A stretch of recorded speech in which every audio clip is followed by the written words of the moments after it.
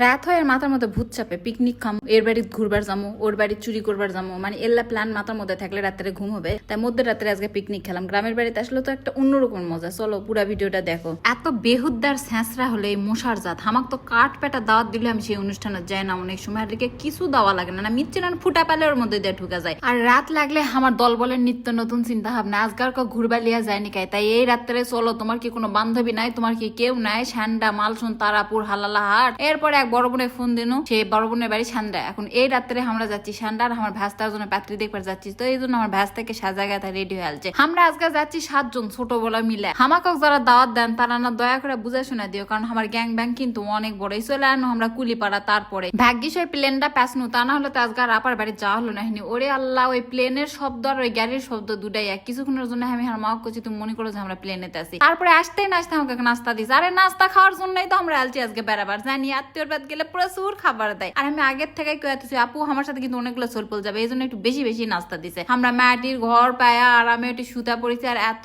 শান্তি লাগিছে। আর এই আপুই কিন্তু আমাকে স্কুলের থেকে কোলেত করে করে নিয়ে আসে আমাদের বাসায় রেখে যেত। এই আপু আমার ক্লাসের 3 বছর উপরে পড়ত, কিন্তু আমাকে এত ভালোবাসতো আমার কথার জন্য, যে তাদের সাথে আমাদের ফ্যামিলি বন্ডিংটা অন্যরকম। আমাকে বাড়ি হলো ছোট মালসন, এই আপুর বাড়ি হলো বড় মালসন, কিন্তু এই আপুদের সাথে আমাদের একটা মনের মিল, একটা আত্মীয়তা তৈরি হয়ে গেছে। ওই খালি আমার কিউট কিউট কথার জন্য বুঝা পারিছি। তারপরে বড় মসজিদে রেডি আল জন্য রাত যেহেতু হয়ে গেল, ভাবলাম তাড়াতাড়ি করে বাড়ি চলে যায়, কারণ তখন বাজে প্রায় 9:30। চিন্তা করেছি মালসনের খোলা আলছে স্যান্ডা বেড়াবার। এটা একটা পোল্ট্রির খামার দেখনু, একটা চুরি কর্ম ভাবনু, কিন্তু চুরি করা আর হলো না। যাই হোক, চুরি করলাম মহাপাপ। কিনাই নি মুড়ে বা কেউ নাই আশপাশ, টাকা টাকা পেনো না, এই জন্য আমাকে আর বারবিকা খাওয়া হলো না। আবার চলে আনে ছাইলোর মাথা। এদিকে আমার গ্যাং ব্যাং দোকানের সামনে বসা পড়েছে। গুনি ভাই আমি কোনো ভাই আমার ফকির হতে বেশি দিন লাগবে না, মানুষ মনে করে আমার মেলা টাকা, কিন্তু আমার সোলপোল চালাতে সব টাকা আছে। এদিকে বাড়ি ঢুকতে না ঢুকতে আমার ভাবিয়াকে রান্না করা সব আয়োজন লিয়া বসে আছে।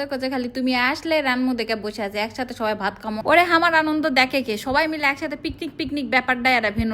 এদিকে হবে মাছের তরকারি, তা আবার আমার ফেভারিট মাছ, তার সাথে সোলপোলেরা খাবে নুডলস। আমি আলছি নিজে হাতে কিছু রান্না খিলাইনি, ওরকে বুক ফাটা যাচ্ছে। যতই পিকনিক খিলাও, যতই আমার বাড়িতে খিলাও, আমার হাতে নুডলস চা ওরকে খাওয়াই লাগবে। এই সবার সাথে গল্প করতে করতে আমাকে মাটির ঘরের মধ্যে এই চুলাটা থোয়া আছে। তো মাটির ঘরের মধ্যে চুলার মধ্যে রান্নার তো একটা মজা আলাদা, কিন্তু গরমের দিন খুবই কষ্ট, শীতের দিনই খুবই মজা হয়। তারপরে খাবার টাবার নিয়ে চলে আসলাম বড়াম্মুর ডাইনিং এ, সবাই মিলে খেয়েটে বড়াম্মু আমরা এত গল্প করলাম, অনেক গল্প করলাম। আসলে পারিবারিক মুহূর্ত গুলো একটু ব্যতিক্রম, কারণ ছোটবেলার কথাগুলো হয়। আমি ছোট থাকতে কি কি দুষ্টামু করছে, আরেকজন কি কি দুষ্টামু করছে, বড় ভাইয়া কি কি দুষ্টামু করছে, দাদা কিভাবে বকছে, ফুপু কি বলছে, তো এই সবকিছু নিয়ে ছোটবেলার গল্পগুলো স্মৃতিচারণ হয়, ভাল লাগে। এই রাত্রেবেলা আবার হুরের দেখতে গেছিলাম। আমরা রাতে ঘুমানোর আগে ওর সাথে দেখা করে আসি, আবার সকালবেলা যে প্রথমে চোখ ডলতে উঠলে ওর সাথে যে দেখা করে আসি। আর রুম থেকে তো দেখা যায়। এদিকে আমার গ্যাং ব্যাং নিয়ে সারা রাতের মনে ঘুম দিয়েছিলাম, একটা সেই ঘুম উপরে নিচে বিছানা করে। আমাদের কিন্তু আরো 2টা বেডরুম পড়ে আছে, কিন্তু এই যে সবাই আমরা একসাথে থাকবো দেখে উপরে নিচে বিছানা করা হয়। আরো একটা কথা না বললেই নয়, একজন ভাইয়া লিখেছেন আমার খুব ভালো লাগে আন্নি আপু, আপনি শহরে থাকেন যেভাবে, ঢাকায় আসেন আরেক ভাবে, এবং যখন গ্রামের বাড়িতে যান মাটির সাথে মনে হয় মিশে যান। একটা মানুষের এরকমই হওয়া উচিত যে আমাকে যে পাত্রে রাখবে আমি সেই পাত্রের আকার ধারণ করব।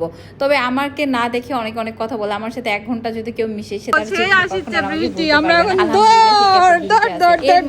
সকালবেলা উঠে আগে আমার ভাস্তির এনে তাল কুড়াইতে গেছিলাম। তাল অনেক পড়ছে, কিন্তু সব পানিতে তো আমি নামবো না। তারপরে চলে আসলাম বাসায়, এমন বৃষ্টি আসছে, ওই বৃষ্টি দেখে দৌড় আমি আর আমার ভাস্তি বাসায় এসে দেখি রান্নাও হয়ে গেছে। আজকে মোরগ দিয়ে রান্না। আমার ফুপু বলছে তোমরা থাকো, তাহলে তোমাদের মোরগ খাওয়াবো। দেন আমাদের মোরগ দিয়ে আজকে পিকনিক। তার সাথে ভর্তা ছিল, এদিকে আবার আরেকটা ভর্তা তানুদের বাসা থেকে আমরা নিয়ে আসছি। সবাই মিলে একসাথে লাঞ্চ করলাম, খুবই মজাদার। আমার সোলপোলেরা গতকাল কলো যে তুমি আজকে থাকো ফুপি, কালকে সকালে যাও, কিন্তু সেখানে আমি সকালে না আসা বিকালবেলা আসিছি। আসার সময় মন বেজার করে এরকম সব বসে আছে, আসতে দিবে না, কোনোভাবেই দিবে না। আমি ভালো লয়, আমি খারাপ, আমি এই সেই, মানে কত বিচার তাদের।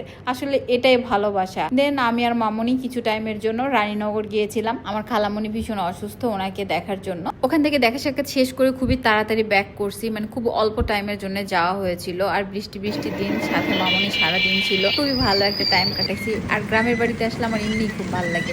আল্লাহ হাফেজ।